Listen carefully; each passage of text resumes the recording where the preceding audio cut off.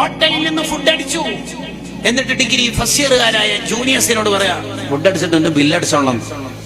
നിന്റെ ഫുഡ് ആ വയറ്റിലുള്ള 30 കൊല്ലത്തോളം നിനക്ക് അള്ളാഹുവിനെ ഓർത്ത് നിസ്കരിക്കാൻ കഴിയൂല. ഏറ്റവും ചുരുങ്ങിയത് 30 കൊല്ലത്തേക്ക് നിനക്ക് നിസ്കാരത്തിൽ ഖുശൂ കിട്ടൂലത്രേ. റാഗിങ്ങിന്റെ പുതിയ എപ്പിസോഡുകളാണ്. ബില്ലടക്കണമെന്ന് പച്ച ഹറാമല്ലേ ആ ചെയ്യണത്? പിടിച്ചു പറിച്ച പണം അല്ലേ നിന്റെ പോക്കറ്റിൽ അഥവാ നിന്റെ വയറ്റിൽ എത്തിയേക്കണത്?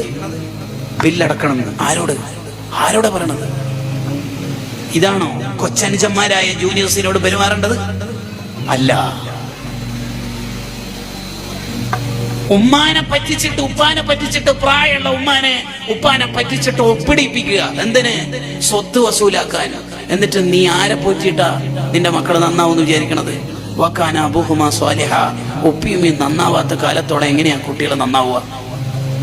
കല്യാണത്തിൽ